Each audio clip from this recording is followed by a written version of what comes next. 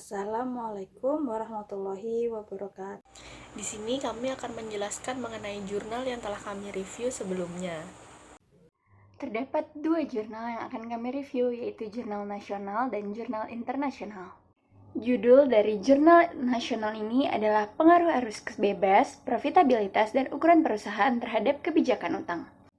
Penelitian ini bertujuan untuk menguji pengaruh arus kas bebas, profitabilitas, dan ukuran perusahaan terhadap kebijakan utang pada perusahaan manufaktur sektor barang konsumsi yang terdaftar di Bursa Efek Indonesia.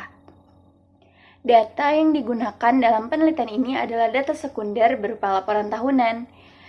Populasi dalam penelitian ini berupa perusahaan manufaktur sektor barang konsumsi yang terdaftar di Bursa Efek Indonesia selama periode 2012 sampai dengan 2014. Pemilahan sampel dilakukan dengan teknik purposive sampling dengan menggunakan kriteria tertentu sehingga didapatkan sampel berjumlah 27 perusahaan yang sesuai dengan kriteria sehingga diperoleh 81 data pengamatan. Analisis data yang digunakan adalah regresi linear berganda dengan menggunakan software SPSS versi 20.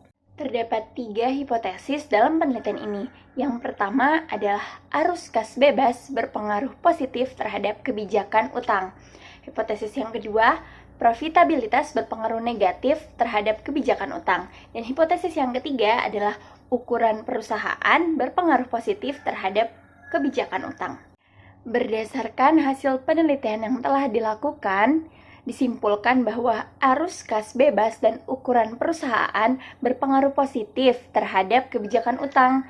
Hal ini disebabkan karena semakin tinggi nilai arus kas bebasnya dan semakin besar ukuran perusahaannya, maka semakin tinggi pula aktivitas yang akan menaikkan nilai perusahaan yang berkaitan dengan penggunaan kebijakan utang.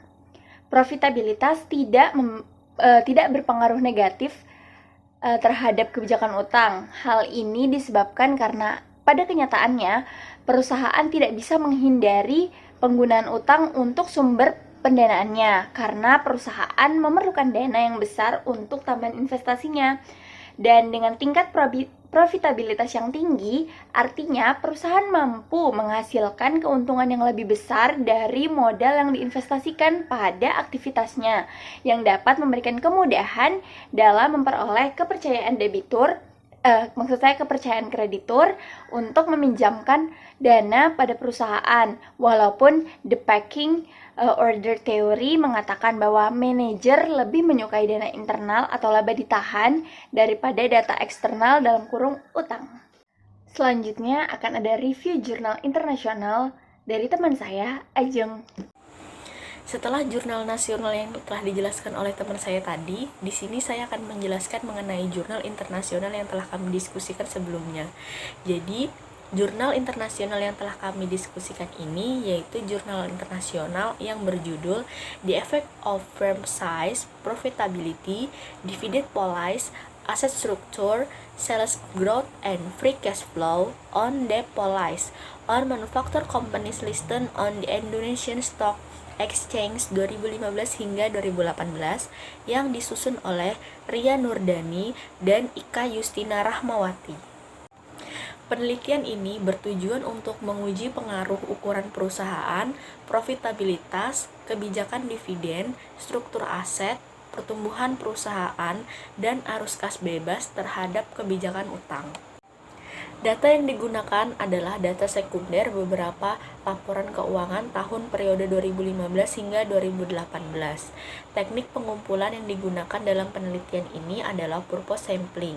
Sedangkan teknik analisis data yang digunakan dalam penelitian ini adalah statistik deskriptif, uji asumsi klasik, analisis regresi berganda, dan pengujian hipotesis.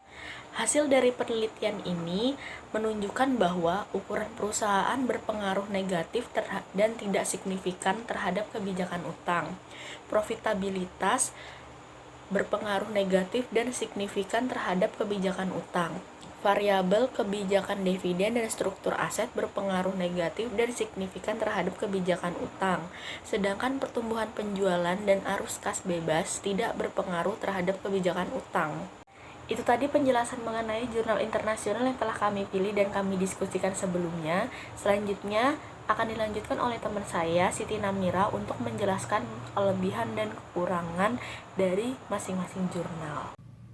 Setelah tadi review jurnal nasional dan review jurnal internasional yang telah dijelaskan teman saya, di sini saya akan memberitahu sedikit mengenai kelebihan dan kekurangan yang ada dalam jurnal nasional dan jurnal internasional yang telah kami bahas. Yang pertama, dalam abstrak jurnal yang pertama untuk abstrak jurnal nasional itu dalam jurnal tersebut peneliti memasukkan arti dari abstrak yang ada dalam jurnal nasional tersebut.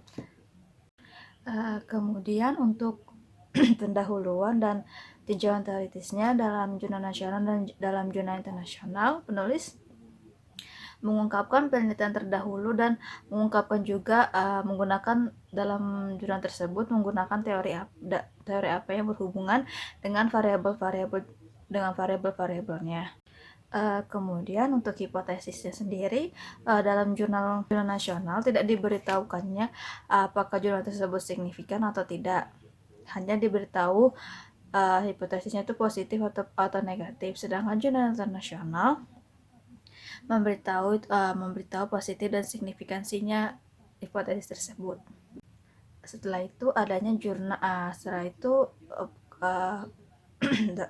kerangka pemikiran. Dalam jurnal nasional diungkapkannya atau diberitahukan gambaran mengenai kerangka pemikiran dari variabel-variabel jurnal nasional sedangkan di dalam jurnal internasional peneliti tidak ada mengungkapkan atau memberitahukan bagaimana kerangka pemikiran tersebut. Untuk kedua jurnal ini juga jurnal nasional dan jurnal internasional ini kedua penulis mengungkapkan bagaimana bagaimana cara pengukuran dalam masing-masing variabelnya. Yang kemudian juga dalam metode pengumpulan datanya, kedua jurnal ini mengungkapkan secara detail bagaimana mereka melakukan pengumpulan data tersebut. Selanjutnya untuk pembahasannya, kedua jurnal nasional dan jurnal internasional ini memberitahu hasil dari perhitungan mereka dan memberitahu secara rinci bagaimana hasilnya, dan pembahasannya tersebut diungkapkan juga secara rinci. Biasanya tidak banyak jurnal yang mengungkapkan hasil perhitungan penelitiannya. Yang terakhir untuk sarannya, kedua jurnal nasional dan jurnal internasional ini sama-sama mengungkapkan saran untuk perusahaan, saran untuk investor, dan saran untuk peneliti selanjutnya. Itu tadi review jurnal nasional dan jurnal internasional beserta kekurangan dan kelebihan yang dapat kami sampaikan. Terima kasih telah menonton video ini, semoga bisa bermanfaat untuk teman-teman semua. Wassalamualaikum warahmatullahi wabarakatuh.